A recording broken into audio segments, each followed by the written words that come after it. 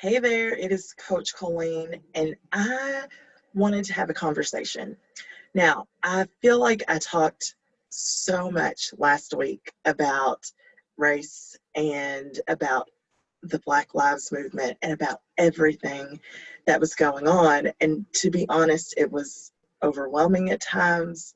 There were a lot of people asking me for advice and for input and for feedback. And I always want to be of service to people. But one of the things that I wanted to talk about today is businesses and organizations and why this is such an important topic for them. Now, let me rewind. For those of you all that don't know me, I started this coaching business about 6 years ago, and my main passion is coaching women on life and leadership to help them become leaders both at work and at home. And I think this is really important because I fundamentally believe that when women become leaders, they transform their families, their communities, their workplaces, and the world. Like, that is the driving force of what I do. Before I became known as Coach Colleen, though, I spent several years, over 10 years now, almost 15 years, in the HR world. And a lot of what I did in HR was in EEO Diversity and Inclusion. And I worked for the Commonwealth of Kentucky for several years, and I wrote policies, I helped write policies, I trained over 10,000 people a year. I did investigations. So this is really in my wheelhouse. And what's so interesting is last week, I felt like I needed to take a step back because this is the area that I feel very much an expert in terms of organizational diversity and inclusion and affirmative action versus the individual. And I felt like last week there was so much of a focus on the individual, which is so important. And I do not want to underestimate the value of the conversations that were happening last week, that are happening this week. And one of the things that I always say in the diversity trainings that I still do now in companies is this: it starts with you. And so having these moments of introspection, having these moments of questioning, having these conversations is one of the most important first steps. But as I was watching last week and even yesterday and today, and I'm watching these organizational responses, it just was not sitting with me well for several reasons. And I saw a lot of people out there providing input and providing feedback. And, I don't know what all of their backgrounds is, but this is really what I did for, over 10 years. And recently for, now close to 15 years. So I really wanted this to be geared specifically to organizations and businesses. And I want to talk a little bit about the business case for why diversity, but more importantly, building these cultures of inclusion are so important. And I think one of the things that really made me want to make this video was I saw a lot of organizations say that they were committed to bringing in X number of Black individuals into their organizations. And yes, I am all on board for that. But what I'm not on board for is if you don't have a culture of inclusion and you are bringing in Black women or Black men or people of color into your organization, you are setting them up to fail. And you are setting your organization up to not value the input as much as it could be valued. And so it just really was like, I have to say something. I have to say something because I feel like the heart behind it is good, but the implementation of it could actually end up being more harm and doing more harm than good. So I want to back up a little bit because I think if you're not used to this language, it could be a little confusing for you, and I want to make sure we're all on the same page. And so when we talk about something like affirmative action, what we're really talking about is getting people in the door, right? A lot of times people think of affirmative action as kind of checking the box. And in some ways it's right. It's saying this is the percentage of an organization that we want to represent, oftentimes represent the population, right? So in Kentucky where I live, for years I would go into organizations and say, you know, the minority population of Kentucky is 12.2%. Your organization should at least, at a minimum, reflect that statistic. So 12% of your population should be diverse. Now, is this good? In lots of ways it is, because I think what we've seen and what a lot of organizations have shown over the past week is they were failing on what I consider to be the bare minimum, which is this affirmative action. How do we diversify our workforces? So I think we start with something as simple as affirmative action, and then we move on to an organization that is in a stage that I call diversity awareness. And with this diversity awareness organization, we see this recognition of the value that these different perspectives are bringing to the organization. So we go from just like checking a box and numbers to saying, I really want to know what your thoughts are and your perspective is, because I know that it could be different from mine. And I think, again, this is an important phase for an organization, because when we think about recognizing those differences and recognizing them, and that's why, you know, I think last week a lot of people were being educated on why it's so bad to say I don't see color, because that means you don't recognize the difference and the differences that I could bring to the table just from the perspective of being a Black female, let alone all the other differences that I bring to the table. So we start to recognize these differences in our organization when we move to this diversity awareness organization. But what I want the goal for these conversations to be, and for these organizations to think about, is how do we build what I call a culture of inclusion? And a culture of inclusion is where every member in your organization is valued, respected, and supported. And I think this has been missing from a lot of the conversations that I've seen from companies and from organizations, is they have this plan in place to check the box and to have numbers match some arbitrary number of what they think it should be, but they've not thought through how they're going to build these cultures of inclusion where their employees feel valued, respected, and supported in their organization. So what does that mean? That means that we're addressing things like microaggressions in organizations. That means that we're looking at, how am I valuing the input of this person in this organization? How am I respecting this person in this organization? And I think if you don't focus on building an inclusive organization, what happens is, I call it a recipe for disaster, because you're going to be bringing in all of this diversity and all of these diverse perspectives without the tools to value, respect, and support individuals because they are members of your team. And if you're not already doing that, bringing in diverse perspectives, bringing in different types of people will only cause an explosive reaction from both current and new employees. So I wanted to talk about that briefly, but really the purpose of this video, because I think for some companies, they are still not seeing why this is such an important thing for them to consider as an organization. And so, yes, there's the moral imperative that it's the right thing to do, and we should do it because it's the right thing to do. And I think that's an important perspective. But there are some companies who could genuinely care less about it being the right thing to do. And I know that sounds weird, but it's true.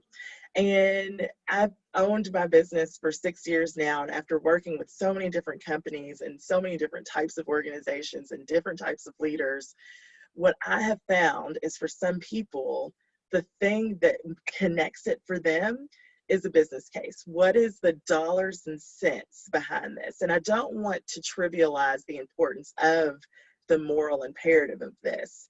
But for those of you all that either work in organizations who need this business case, or you own an organization and you're not completely on board yet, let me just lay out some of the business reasons why your organization should care about building a more diverse and inclusive workplace. I'm going to be looking at my notes because I don't want to leave anything out. So if you see me looking down, that's what I'm doing. So big one is revenue, an increase in revenue. When we looked at the statistics, McKinsey did a great report on this. And one of the things that they looked at was revenue from more homogeneous organizations versus more diverse organizations. And what they found is when they looked at innovative revenue, so revenue that came based off of innovation within an organization, new ideas, new perspectives, those that tend to have less diversity only reported 26% revenue based off of innovation. Those that tend to have more diversity reported a 45% of innovative revenue. 45%. Now think about what that could mean for your company. And I don't care what size your company is, right? Maybe when we look at this in terms of organizations, and especially in the world of online media and social media, that could also look like the communities that you're building and the communities that you're serving. So if you could increase your revenue from 26% to 45% based off of having a more diverse audience, a more diverse employee base, a more diverse organization, what does that look like for your revenue?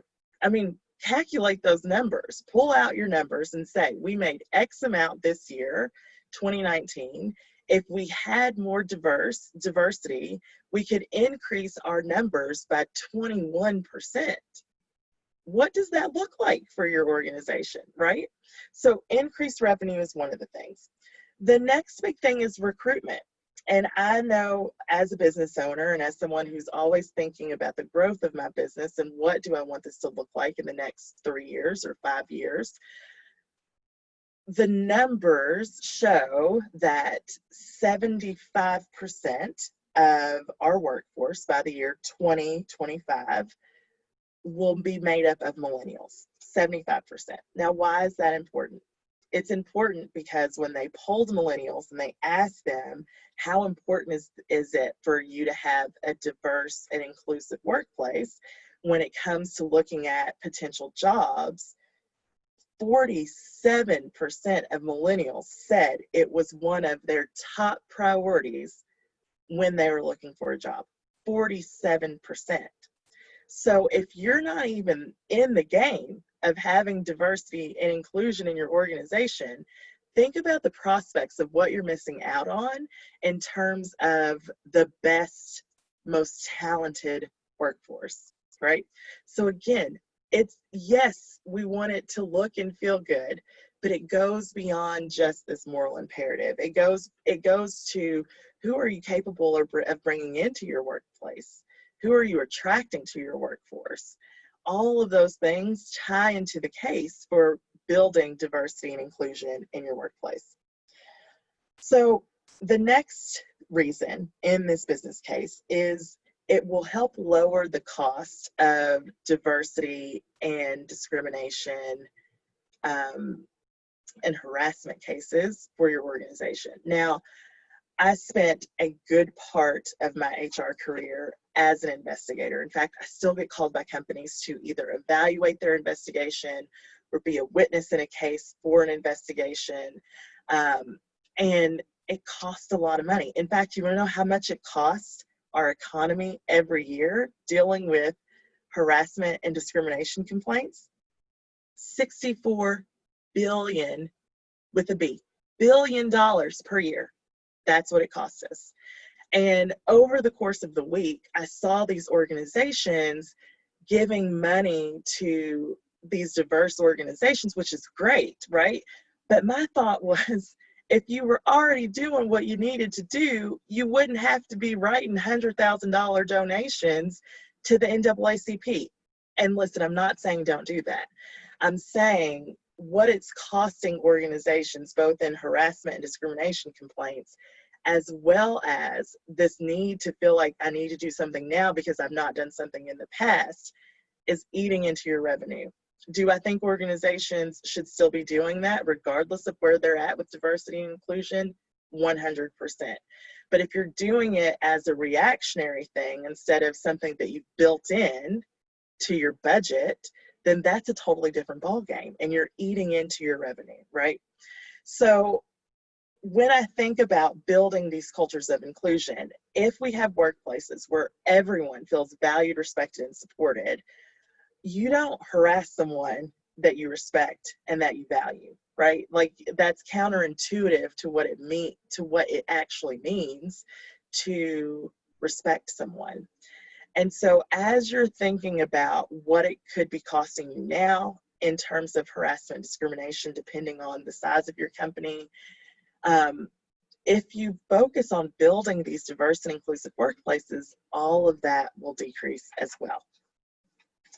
And as someone who worked very closely with our local state Human Rights Commission and the federal Equal Employment Opportunity Commission, I can tell you the number of cases for harassment and discrimination are not declining at all. They're not declining. And what role do you want your organization to be a part of the decline of harassment and discrimination? That's where you start building a more inclusive workforce. So some other reasons, and I'm just going to go through these last ones fairly quickly. It will help with better decision making to have diverse perspectives, right? So oftentimes when you have a more homogeneous, meaning everyone is of the same or looks the same or acts the same or believes the same, you have these blinders on, and these blinders lead you to miss out on possibilities for new products, for new services, to actually hear what your clients need and want, right? Like hearing what they need and want, developing the products or services they need and want, and making sure that those products and services fill that need comes with having a diverse perspective. So not just like better decision making, but also better responsiveness to customer needs, because that diverse perspective can also bring insight into potential needs and wants. So instead of waiting for someone to say, hey, could you do or create X product, you're already thinking 10 steps ahead because you have that diverse perspective on your team. It allows you to capture new markets. And lastly, it helps increase the longevity of your organization, because when we look at census data and we look at what the country and the world is going to look like, it will not look like what it looks like now 10 years from now. And so how are you preparing your organization to be prepared for what the workplace and what the country will look like? So I hope that that was helpful. I really, really, really just wanted to share some information to get you thinking. And for those of you who still are on the fence about why you should care about topics like this, why you should care about diversity and inclusion, what does this actually mean for us as a business? I really want, more than anything, for you to think at the minimum of how are you building a culture of inclusion in your organization, and what does that actually look like, and how does this benefit you, and what are the gains that you get from it, and how can you start to be more intentional about building these cultures of inclusion.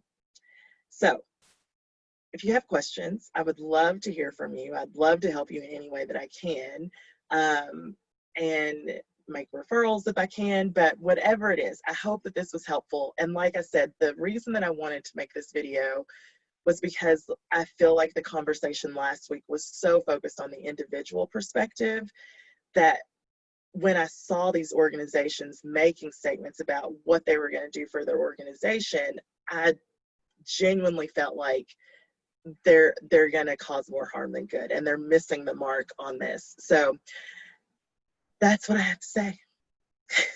That's it. Again, if you have questions, you can DM me, you can message me, you can leave them in the comments. I really, truly hope that this was helpful when you think about this from an organizational perspective and you start asking yourself these questions. What can I do? But also, what can we do as an organization? All right, that's all I have to say. I hope that you have the most incredible day.